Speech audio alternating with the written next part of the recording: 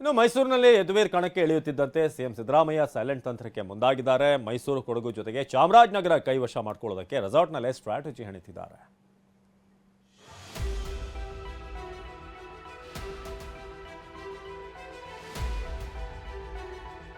ಮೈಸೂರು, ಚಾಮರಾಜನಗರ ಗೆಲ್ಲಲು ಪಣ ತೊಟ್ಟ ಸಿಎಂ. ಮೈಸೂರಲ್ಲೇ ಬೀಡು ಬಿಟ್ಟು ಸಿದ್ದರಾಮಯ್ಯ ತಂತ್ರಗಾರಿಕೆ. ಮೈಸೂರು ಅಖಾಡ ಗೆಲ್ಲೋಕೆ ಸಿದ್ದರಾಮಯ್ಯ ತಂತ್ರಗಾರಿಕೆ ಮುಂದುವರೆದಿದೆ. ನಿನ್ನೆ ಮೈಸೂರಿನಲ್ಲಿ ಶಾಸಕರು, ಮುಖಂಡರ ಸಭೆ ನಡೆಸಿದ್ದ ಸಿಎಂ ಸಿದ್ದರಾಮಯ್ಯ ಎಚ್ಡಿ ಕೋಟೆಯ ರೆಸಾರ್ಟ್ಗೆ ತೆರಳಿದ್ರು. ಸದ್ಯ ಅಲ್ಲೇ ಇರುವ ಸಿಎಂ ಸಿದ್ದರಾಮಯ್ಯ ರೆಸಾರ್ಟ್ಗೆ ಸಚಿವರು, ಆಪ್ತ ಶಾಸಕರನ್ನ ಕರೆಸಿಕೊಂಡು ಮಾತುಕತೆ ನಡೆಸಿದ್ದಾರೆ. ಸಚಿವ ಮಹಾದೇವಪ್ಪ, ವೆಂಕಟೇಶ್, ಶಾಸಕ ಚಿಕ್ಕಮಾದು, ಮಾಜಿ ಶಾಸಕ ಮಂಜುನಾಥ್ ಜೊತೆ ಮಹತ್ವದ ಮಾತುಕತೆ ನಡೆಸಿದ್ದಾರೆ. ಹಾಗಿದ್ರೆ ಸಿದ್ದರಾಮಯ್ಯ ಹೇಳಿದ್ದೇನು ತೋರಿಸ್ತೀವಿ ನೋಡಿ.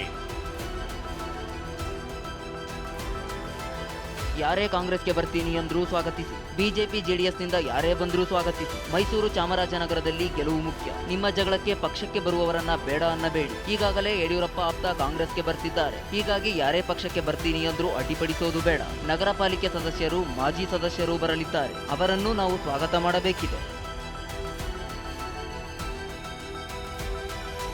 ಹೀಗಂತ ಸಿಎಂ ಸಿದ್ದರಾಮಯ್ಯ ನಿನ್ನೆ ತಮ್ಮ ಆಪ್ತರ ಜೊತೆ ಮಾತುಕತೆ ನಡೆಸಿದ್ದಾರೆ.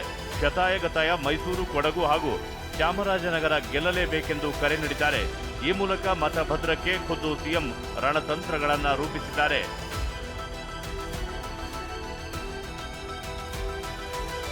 ಮೈಸೂರು, ಕೊಡಗು, ಚಾಮರಾಜನಗರ ಗೆಲ್ಲೋಕೆ ಸಿಎಂ ಸಿದ್ದರಾಮಯ್ಯ ಹಠಕ್ಕೆ ಬಿದ್ದಿದ್ದಾರೆ. ಅದರಲ್ಲೂ ಮೈಸೂರು, ಕೊಡಗು ಕ್ಷೇತ್ರವನ್ನ ಪ್ರತಿಷ್ಠೆಯಾಗಿ ತೆಗೆದುಕೊಂಡಿರುವ ಸಿಎಂ ಲೋಕಸಭೆ ಅಖಾಡ ಗೆಲ್ಲಲು ಪ್ರತಿ ವಿಧಾನಸಭೆ ಕ್ಷೇತ್ರಕ್ಕೊಂದು ತಂತ್ರ ಹೆಣೆದಿದ್ದಾರೆ.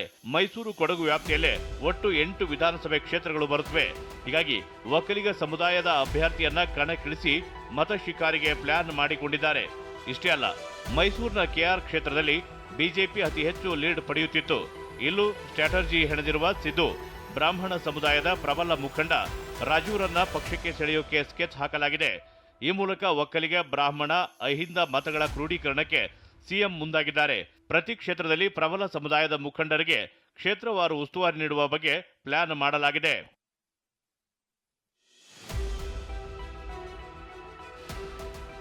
ಮಂಡ್ಯದಲ್ಲಿ ಮೈತ್ರಿ ಅಭ್ಯರ್ಥಿ ಮಣಿಸಲು ಕೈ ಆಪರೇಷನ್ ತಂತ್ರ. ಮಾಜಿ ಸಚಿವ ಕೆಸಿ ನಾರಾಯಣಗೌಡಗೆ ಗಾಳ ಹಾಕಿದ ಕಾಂಗ್ರೆಸ್. ಮಂಡ್ಯ ಕ್ಷೇತ್ರದಿಂದ ಬಿಜೆಪಿ ಜೆಡಿಎಸ್ ಮೈತ್ರಿ ಅಭ್ಯರ್ಥಿಯಾಗಿ ಮಾಜಿ ಸಿಎಂ ಕುಮಾರಸ್ವಾಮಿ ಸ್ಪರ್ಧೆ ಮಾಡ್ತಾರೆ ಎನ್ನಲಾಗಿದೆ. ಹೀಗಾಗಿ ಕಾಂಗ್ರೆಸ್ ತನ್ನ ಅಭ್ಯರ್ಥಿ ಸ್ಟಾರ್ ಚಂದ್ರು ಅವರನ್ನ ಗೆಲ್ಲಿಸೋಕೆ ಇದೀಗ ಆಪರೇಷನ್ ತಂತ್ರದ ಮೊರೆ ಹೋಗ್ತಿದೆ. ಕುಮಾರಸ್ವಾಮಿಗೆ ಟಕ್ಕರ್ ಕೊಡಲು ಜಿಲ್ಲೆಯ ಜೆಡಿಎಸ್ ಹಾಗೂ ಬಿಜೆಪಿ ನಾಯಕರಿಗೆ ಗಾಳ ಹಾಕ್ತಿದ್ದಾರೆ. ಅದರ ಭಾಗವಾಗಿ ಮಾಜಿ ಸಚಿವ ಕೆಸಿ ನಾರಾಯಣಗೌಡಗೆ ಕಾಂಗ್ರೆಸ್ ಗಾಳ ಹಾಕಿದೆ. ಈ ಬಗ್ಗೆ ಖುದ್ದು ಸಚಿವ ಚಲುವರಾಯಸ್ವಾಮಿಯೇ ಸ್ಪಷ್ಟಪಡಿಸಿದ್ದಾರೆ. ಹೌದು, ನಾರಾಯಣಗೌಡರು ಜೊತೆ ಮಾತನಾಡಿದ್ವಿ, ಸಂಪರ್ಕದಲ್ಲಿದ್ದಾರೆ.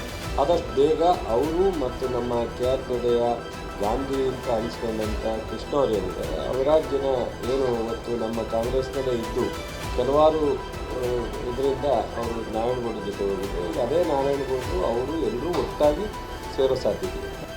ತಮ್ಮದೇ ಕ್ಷೇತ್ರವನ್ನ ವಶಕ್ಕೆ ಪಡೆಯೋಕೆ ಸಿಎಂ ಸಿದ್ದರಾಮಯ್ಯ ತಂತ್ರಗಳ ಮೇಲೆ ತಂತ್ರ ಹೆಣೆಯುತ್ತಿದ್ದಾರೆ. ಏನಾದರೂ ಮಾಡಿ ದೋಸ್ತಿಗೆ ಟಕ್ಕರ್ ಕೊಡಲೇಬೇಕು ಅಂತ ರೆಸಾರ್ಟ್ನಲ್ಲಿ ಕೂತು ಪ್ರತ್ಯಸ್ತ್ರಗಳನ್ನ ಹೂಡ್ತಿದ್ದಾರೆ. Bureau report, ಟಿವಿ9.